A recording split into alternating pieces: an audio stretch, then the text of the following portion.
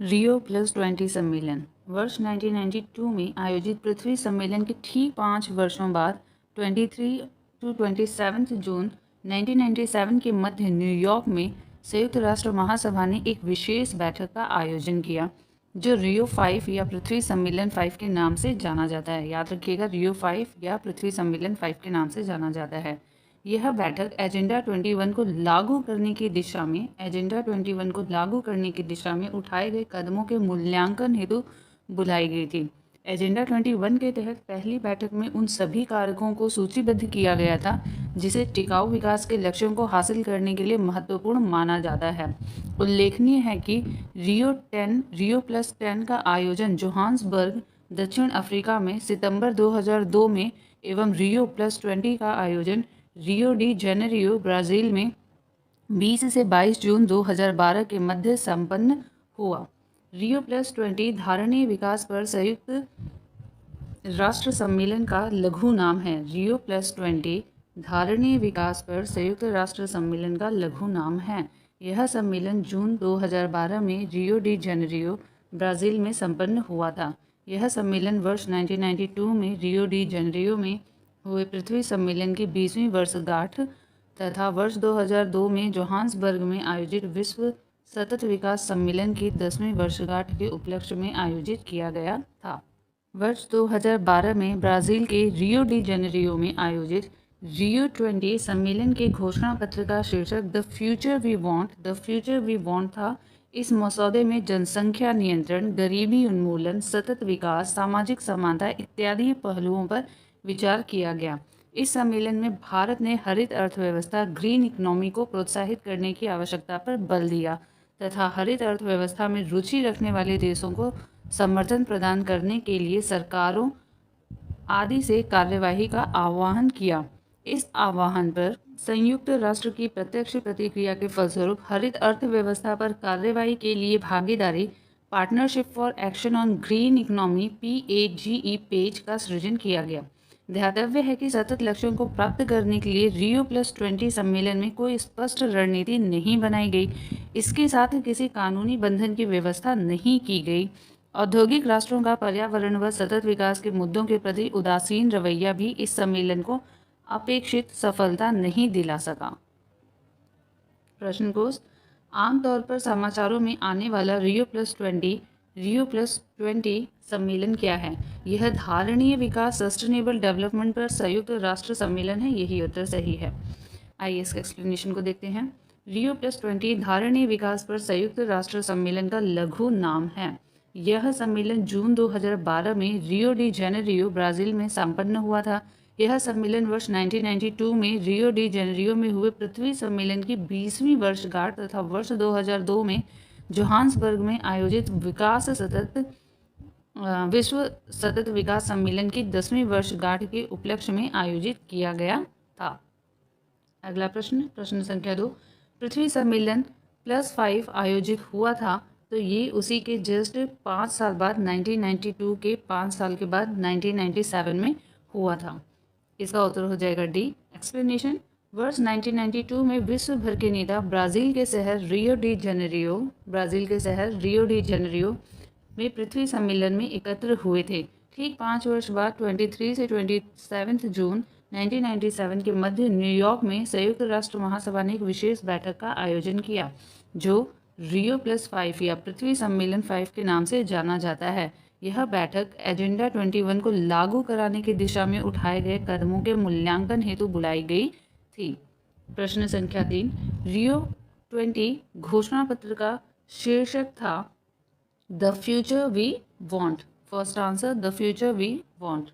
Explanation: रियो+20 सम्मेलन का आयोजन प्रथम पृथ्वी शिखर सम्मेलन रियो डी जेनेरियो 1992 के 20 वर्ष पूरे होने के पश्चात किया गया था। वर्ष 2020 में ब्राज़ील के रियो डी जेनेरियो में आयोजित रियो+20 सम्मेलन के घोषणा पत्र का शीर्षक था द फ्यूचर वी वांट था। इस मसौदे में जनसंख्या नियंत्रण, गरीबी उन्मूलन, सतत विकास, सामाजिक समानता इत्यादि पहलुओं पर विचार किया गया। प्रश्न संख्या 4। पहला पृथ्वी शिखर सम्मेलन कहाँ हुआ? तो ये था रियो डी जेनेरियो में। Next question number 5। हरित अर्थव्यवस्था पर कार्रवाई के लिए भागीदारी PAGE, जो अपेक्षाकृत हरित एवं अधिक समावेशी अर्थव्यवस्था की ओर देशों के संक्रमण में सहायता देने के लिए संयुक्त राष्ट्र की एक क्रियाविधि है, आविर्भूत हुई थी। तो ये हुई थी जोहान्सबर्ग में 2002 के संधारणीय विकास के पृथ्वी शिखर सम्मेलन में नहीं। उत्तर संख्या बी। रियो डी जेनेरियो में 2012 के संधारणीय विकास पर संयुक्त राष्ट्र सम्मेलन में, तो इसका उत्तर हो जाएगा बी, यह सही है। एक्सप्लेनेशन। वर्ष 2012 में संयुक्त राष्ट्र सतत विकास सम्मेलन रियो, इसका फुल फॉर्म है संयुक्त राष्ट्र सतत विकास सम्मेलन, जिसे रियो +20 का नाम दिया गया है, का आयोजन रियो डी जेनेरियो ब्राज़ील में किया गया। इस सम्मेलन में हरित अर्थव्यवस्था में रुचि रखने वाले देशों को समर्थन प्रदान करने के लिए सरकारों आदि से कार्यवाही का आह्वान किया गया। इसी आह्वान पर संयुक्त राष्ट्र की प्रत्यक्ष प्रतिक्रिया के फलस्वरूप हरित अर्थव्यवस्था पर कार्यवाही के लिए भागीदारी partnership for action on green economic page PAGE का सृजन किया गया। नेक्स्ट टॉपिक, विभिन्न संगठन एवं संस्थान। पर्यावरण से संबंधित जितने भी संगठन हैं और उससे जुड़े संस्थान हैं, उससे रिलेटेड टॉपिक है। पर्यावरण संरक्षण एवं सुरक्षा की दृष्टि से राष्ट्रीय व अंतर्राष्ट्रीय स्तर पर विभिन्न प्रकार के संगठनों एवं संस्थानों की स्थापना की गई है। राष्ट्रीय पर्यावरण अभियांत्रिकी शोध संस्थान नेरी NEERI महाराष्ट्र राज्य के नागपुर शहर में अवस्थित है।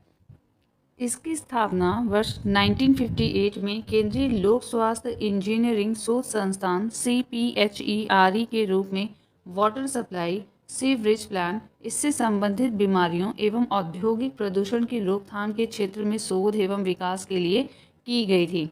इसकी 5 क्षेत्रीय प्रयोगशालाएं हैं, जिसमें चेन्नई, दिल्ली, हैदराबाद, कोलकाता एवं मुंबई में हैं। नेरी NEERI भारत सरकार के विज्ञान एवं प्रौद्योगिकी मंत्रालय के अधीन कार्य करता है। वर्तमान में NEERI के निदेशक डॉक्टर अतुल नारायण वैद्य हैं। नेक्स्ट, NEA का तात्पर्य राष्ट्रीय पर्यावरण प्राधिकरण नेशनल एनवायरनमेंट अथॉरिटी से है। यद्यपि इसका पूरा नाम राष्ट्रीय पर्यावरण अपीलीय प्राधिकरण NEAA है। राष्ट्रीय पर्यावरण अपीलीय प्राधिकरण का गठन वन एवं पर्यावरण मंत्रालय के द्वारा किया गया है। इसे कुछ प्रतिबंधित क्षेत्रों में ऐसे मामलों को देखने के लिए जिनमें पर्यावरण मंजूरी आवश्यक है, स्थापित किया गया था। इसे राष्ट्रीय पर्यावरण अपीलीय प्राधिकरण अधिनियम 1997 के तहत स्थापित किया गया था, ताकि पर्यावरण संरक्षण अधिनियम 1986 के तहत क्षेत्रों के प्रतिबंध हेतु किसी भी उद्योग संचालन या प्रक्रिया या उद्योगों संचालन या प्रक्रियाओं की श्रेणी के संबंध में अपील की सुनवाई की जा सके। विश्व मौसम विज्ञान संगठन WMO संयुक्त राष्ट्र की एक विशेषज्ञ एजेंसी है, जो पृथ्वी के वायुमंडल की दशा और व्यवहार का अध्ययन करती है। 23 मार्च 1950 को विश्व मौसम विज्ञान अभिसमय वर्ल्ड मेटेरियोलॉजिकल कन्वेंशन लागू हुआ। 17 मार्च 1951 को IMC इंटरनेशनल मेटेरियोलॉजिकल कमिटी विश्व मौसम विज्ञान संगठन वर्ल्ड मेटेरियोलॉजिकल ऑर्गेनाइजेशन के नाम से अस्तित्व में आई। इसका मुख्यालय जेनेवा, स्विट्जरलैंड में है। इसके वर्तमान महासचिव पेटेरी टलास एवं अध्यक्ष जर्मनी के गेरहार्ड एड्रियन हैं। संयुक्त राष्ट्र पर्यावरण कार्यक्रम UNEP united nation environment programme की स्थापना 1972 में हुई थी। UNEP की स्थापना 1972 में हुई थी। इसका मुख्यालय नैरोबी, केन्या में अवस्थित है। वर्तमान में इसकी प्रमुख डेनमार्क की इंगर एंडरसन हैं। EPA इन्वायरमेंटल प्रोटेक्शन एजेंसी संयुक्त राष्ट्र अमेरिका की संघीय एजेंसी है। इसकी स्थापना 2 दिसंबर 1970 को हुई थी। यह मानव स्वास्थ्य एवं पर्यावरण संबंधी नियमों के निर्माण एवं प्रवर्तन से संबंधित है। ग्रीन पीस इंटरनेशनल एक गैर सरकारी पर्यावरण संगठन है, जिसके कार्यालय 55 से अधिक देशों में स्थापित हैं। इसका मुख्यालय नीदरलैंड के एम्स्टर्डम में अवस्थित है या स्थित है। प्रश्न संख्या 1, राष्ट्रीय पर्यावरण अभियांत्रिकी शोध संस्थान नेरी अवस्थित है, तो इसका उत्तर था नागपुर। राष्ट्रीय पर्यावरण अभियांत्रिकी शोध संस्थान नेरी महाराष्ट्र राज्य के नागपुर शहर में अवस्थित है। नेरी भारत सरकार के विज्ञान एवं प्रौद्योगिकी मंत्रालय के अधीन कार्य करता है। प्रश्न संख्या 2, राष्ट्रीय पर्यावरण अभियांत्रिकी शोध संस्थान नेरी कब और कहाँ स्थापित किया गया, तो इसका उत्तर है नागपुर में 1958 में स्थापित किया गया था। राष्ट्रीय पर्यावरण अभियांत्रिकी शोध संस्थान National Environmental Engineering Research Institute NEERI की स्थापना 1958 में नागपुर में की गई थी। वर्तमान में इसके निदेशक अतुल नारायण वैद्य हैं। Next question, question number 3, NEA से आशय है नेशनल इंक्वायरी एक्ट, नहीं नेशनल इन्वायरमेंट अथॉरिटी, तो इसका उत्तर हो जाएगा B, national environment authority. Explanation, NEA का तात्पर्य राष्ट्रीय पर्यावरण प्राधिकरण से है, नेशनल इन्वायरमेंट अथॉरिटी से है। यद्यपि इसका पूरा नाम राष्ट्रीय पर्यावरण अपीलीय प्राधिकरण है, NEAA। NEA का गठन वन एवं पर्यावरण मंत्रालय के द्वारा किया गया है, वन एवं पर्यावरण मंत्रालय के द्वारा किया गया है। इसे कुछ प्रतिबंधित क्षेत्रों में ऐसे मामलों को देखने के लिए जिनमें पर्यावरण मंजूरी आवश्यक है स्थापित किया गया था। इसे राष्ट्रीय पर्यावरण अपीलीय प्राधिकरण अधिनियम 1997 के तहत स्थापित किया गया था, ताकि पर्यावरण संरक्षण अधिनियम 1986 के तहत क्षेत्रों के प्रतिबंध हेतु किसी भी उद्योग संचालन या प्रक्रिया या उद्योगों या संचालन प्रक्रियाओं की श्रेणी के संबंध में अपील की सुनवाई की जा सके। प्रश्न संख्या 4, विश्व मौसम विज्ञान संगठन का मुख्यालय अवस्थित है, तो ये जिनेवा में था। उत्तर हो जाएगा ए। एक्सप्लेनेशन, विश्व मौसम विज्ञान संगठन WMO संयुक्त राष्ट्र की एक विशेषज्ञ एजेंसी है, संयुक्त राष्ट्र की एक विशेषज्ञ एजेंसी है जो पृथ्वी के वायुमंडल की दशा और व्यवहार का अध्ययन करती है। इसका मुख्यालय जेनेवा स्विट्जरलैंड में स्थित है। प्रश्न संख्या 5, UNEP का मुख्यालय अवस्थित है, तो इसको हमने पढ़ा था नैरोबी केन्या में अवस्थित है। एक्सप्लेनेशन, संयुक्त राष्ट्र पर्यावरण कार्यक्रम UNEP united nations environment programme की स्थापना 1972 में हुई थी और इसका मुख्यालय नैरोबी केन्या में अवस्थित है। प्रश्न संख्या 6, संयुक्त राष्ट्र पर्यावरण कार्यक्रम UNEP का मुख्यालय, तो हमने पढ़ा था नैरोबी में है। प्रश्न संख्या 7, EPA का पूर्ण रूप है इन्वायरमेंटल पॉल्यूशन एजेंसी, नहीं इन्वायरमेंटल प्रोहिबिशन एजेंसी, ये भी नहीं। अगले ऑप्शंस को देखते हैं। इन्वायरमेंटल प्रोटेक्शन एजेंसी, हाँ, उत्तर संख्या इसका सी हो जाएगा। EPA का पूर्ण रूप इन्वायरमेंटल प्रोटेक्शन एजेंसी है। यह संयुक्त राष्ट्र अमेरिका की संघीय एजेंसी है। अगला प्रश्न, प्रश्न संख्या 8, ग्रीन पीस इंटरनेशनल का मुख्यालय है एम्स्टर्डम में। ग्रीन पीस इंटरनेशनल एक गैर सरकारी पर्यावरण संगठन है और इसका मुख्यालय नीदरलैंड के एम्स्टर्डम में स्थित है। प्रश्न संख्या 9, हाल ही में संयुक्त राष्ट्र पर्यावरण सभा का चौथा सत्र UNEA 4 कहाँ आयोजित किया गया था, तो ये करंट के अकॉर्डिंग है, इसलिए इसका उत्तर उस समय के हिसाब से नैरोबी केन्या होगा। डी। एक्सप्लेनेशन, समग्र विषय ओवरऑल थीम पर्यावरणीय चुनौतियों और सतत उपभोग और उत्पाद के लिए अभिनव समाधान के तहत संयुक्त राष्ट्र पर्यावरण सभा का चौथा सत्र, जो कि 11 से 15 मार्च 2019 के मध्य केन्या के नैरोबी में आयोजित किया गया था। कोविड-19 के कारण UNEA 5 का आयोजन 2 सत्रों में किया गया। UNEA 5.1 का ऑनलाइन आयोजन किया गया था और दूसरा आयोजन भी ऑनलाइन पार्ट 2 किया गया था। तो ये करंट के अकॉर्डिंग है, इसको अपडेट करेंगे हम। पर्यावरण संरक्षण से संबंधित अधिनियम, पर्यावरण की सुरक्षा के संदर्भ में विभिन्न प्रकार के अधिनियम पारित किए गए हैं। पर्यावरण संरक्षण अधिनियम the environment protection act 1986 Bharat में वर्ष 1986 में पारित हुआ था। यह संपूर्ण भारत में लागू है। भारत में पर्यावरण संरक्षण अधिनियम 1986 को छाता विधान अम्ब्रेला लेजिस्लेशन के रूप में जाना जाता है। वर्ष 1972 में स्टॉकहोम में आयोजित संयुक्त राष्ट्र के प्रथम 1972 में स्टॉकहोम में आयोजित संयुक्त राष्ट्र के प्रथम मानव पर्यावरण सम्मेलन के निर्णयों को कार्यान्वित करने के उद्देश्य से भारत सरकार ने पर्यावरण संरक्षण अधिनियम 1986 को पारित किया। यह अधिनियम केंद्र सरकार को शक्ति देता है कि वह अधिनियम के उपबंधों के अंतर्गत पर्यावरण की गुणवत्ता में सुधार लाने तथा संरक्षण के लिए और पर्यावरणीय प्रदूषण के निवारण, नियंत्रण, उपशमन के उपाय करे।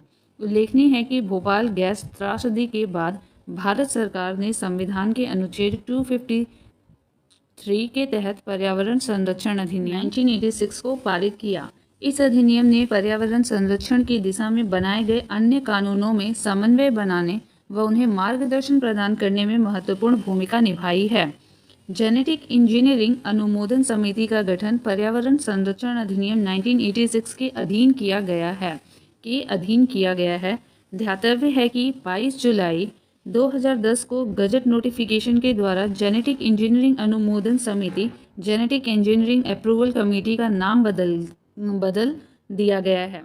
इसके अनुसार परिसंकटमय सूक्ष्म जीवों, आनुवांशिक निर्मित जीवों या कोशिकाओं के विनिर्माण, उपयोग, आयात, निर्यात और भंडार नियम 1989 में आनुवांशिक इंजीनियरिंग अनुमोदन समिति शब्दों के स्थान पर जहां कहीं वे आते हैं आनुवांशिक इंजीनियरिंग आकलन समिति जेनेटिक इंजीनियरिंग अप्रेजल कमेटी शब्द रखे जाएंगे।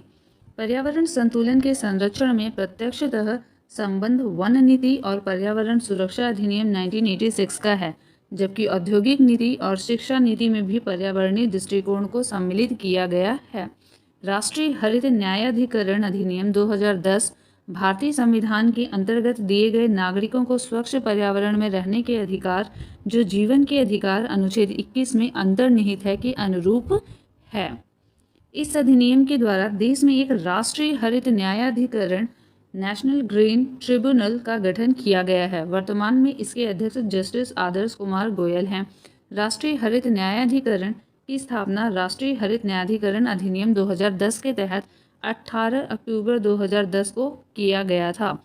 इसकी स्थापना पर्यावरण बचाव एवं वन संरक्षण और अन्य प्राकृतिक संसाधन सहित पर्यावरण से संबंधित किसी भी कानूनी अधिकार के प्रवर्तन, पीड़ित व्यक्ति अथवा क्षतिग्रस्त संपत्ति के लिए क्षतिपूर्ति प्रदान करने और इससे जुड़े मामलों का प्रभावशाली और तीव्र गति से निपटारा करने के लिए की गई है। उल्लेखनीय है कि न्यायाधिकरण पर्यावरण के मामलों में द्रुत गति से पर्यावरणीय न्याय देंगे और उच्च न्यायालयों के मुकदमों के भार को कम करने में मदद करेंगे। प्रश्न संख्या 1, भारत में पर्यावरण संरक्षण अधिनियम पारित हुआ 1986 में। पर्यावरण संरक्षण अधिनियम the environment protection act 1986 Bharat में वर्ष 1986 में पारित हुआ था। यह संपूर्ण भारत में लागू है। प्रश्न संख्या 2, पर्यावरण के परिरक्षण एवं संरक्षण हेतु पर्यावरण संरक्षण अधिनियम भारत सरकार द्वारा कब पारित किया गया था? तो इसका ऑप्शन होगा ए 1986 में। एक्सप्लेनेशन। पर्यावरण के परिरक्षण एवं संरक्षण हेतु पर्यावरण संरक्षण अधिनियम the environment protection act Bharat में वर्ष 1986 में पारित हुआ था।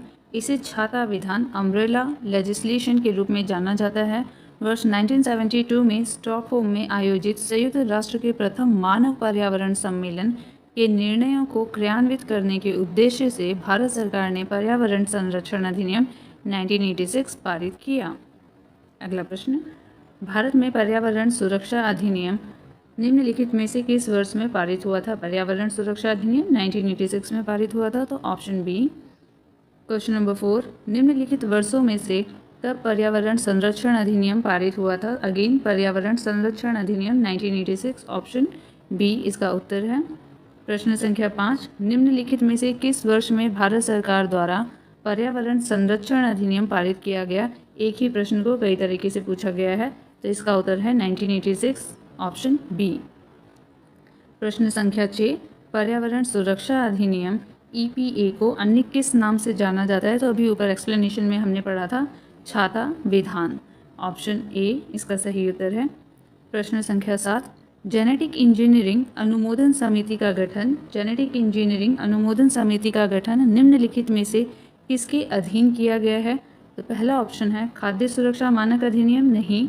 माल के भौगोलिक उपदर्शन, रजिस्ट्रीकरण और संरक्षण, तो ये भी हमने नहीं पढ़ा था। नेक्स्ट ऑप्शन देख लेते हैं, पर्यावरण संरक्षण अधिनियम 1986, तो ये ऑप्शन इसका सही है, ऑप्शन संख्या सी। एक्सप्लेनेशन, जेनेटिक इंजीनियरिंग अनुमोदन समिति का गठन पर्यावरण संरक्षण अधिनियम 1986 के अधीन किया गया है। ध्यातव्य है कि 22 जुलाई 2010 को गजट नोटिफिकेशन के द्वारा जेनेटिक इंजीनियरिंग अनुमोदन समिति का नाम बदल दिया गया। इसके अनुसार परिसंकटमय सूक्ष्म जीवों, आनुवांशिक निर्मित जीवों या कोशिकाओं के विनिर्माण, उपयोग, आयात निर्यात और भंडारण नियम 1989 में आनुवांशिक इंजीनियरिंग अनुमोदन समिति शब्दों के स्थान पर जहां कहीं वे आते हैं आनुवांशिक इंजीनियरिंग आकलन समिति, अप्रेजल कमेटी शब्द रखे जाएंगे। प्रश्न संख्या 8, निम्न में से कौन पर्यावरण संतुलन के संरक्षण से संबंधित हैं? वन नीति, पर्यावरण सुरक्षा अधिनियम, ये भी सही है, ये भी सही है। औद्योगिक नीति, यह भी सही है। शिक्षा नीति, ये भी सही है। तो इसका उत्तर हो जाएगा उपर्युक्त चारों या सभी चारों, ऑप्शन डी। एक्सप्लेनेशन, पर्यावरण संतुलन के संरक्षण से प्रत्यक्षतः संबंध वन नीति और पर्यावरण सुरक्षा अधिनियम 1986 का है, जबकि औद्योगिक नीति और शिक्षा नीति में पर्यावरणीय दृष्टिकोण को सम्मिलित किया गया है। प्रश्न संख्या 9, national green tribunal NGT Bharat सरकार द्वारा स्थापित किया गया था, तो यह था 2010 में। Explanation, national green tribunal NGT अर्थात राष्ट्रीय हरित न्यायाधिकरण की स्थापना भारत सरकार द्वारा 18 अक्टूबर 2010 को नेशनल ग्रीन ट्रिब्यूनल एक्ट 2010 के अधीन की गई थी। इसके द्वारा पर्यावरण संरक्षण, वन एवं अन्य प्राकृतिक संसाधनों से संबंधित मामलों का निपटारा किया जाता है। प्रश्न संख्या 10, NGT का पूर्ण रूप है नेशनल ग्रीन ट्रिब्यूनल, सो इसका आंसर हो जाएगा ए, ऑप्शन ए। प्रश्न संख्या 11, भारत के परिप्रेक्ष्य में निम्नलिखित में से कौन सा कथन जलवायु परिवर्तन के दुष्प्रभाव के संदर्भ में सत्य नहीं है? क्लीन डेवलपमेंट मैकेनिज्म की स्थापना, ये सही है। नेशनल एडाप्टेशन फंड के अंतर्गत 100 करोड़ रुपए का प्रारंभिक कोष के रूप में निवेश, यह भी सही है। हाल ही में दक्षिण अफ्रीका के सन सिटी में आयोजित BASIC बेसिक की 19वीं बैठक में शामिल न होना, तो ये करंट के हिसाब से 2016 का क्वेश्चन है। उपर्युक्त सभी कथन सत्य हैं, तो इसका उत्तर सी है, जो कि सही नहीं है। एक्सप्लेनेशन, आप इसे करंट के अकॉर्डिंग अपडेट कर लेंगे। स्वच्छ विकास युक्ति CGM UNFCCC के क्योटो प्रोटोकॉल की धारा 12 के अंतर्गत वर्णित है।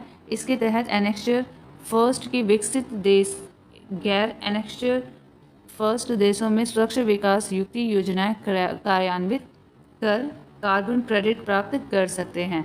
कार्बन क्रेडिट का उपयोग विकसित देश अपनी राष्ट्रीय उत्सर्जन प्रतिबद्धताओं में हुई कमी को पूरा करने में कर सकते हैं। भारत सरकार द्वारा जलवायु परिवर्तन के दुष्प्रभाव को कम करने के लिए नेशनल एडाप्टेशन फंड की स्थापना की गई है।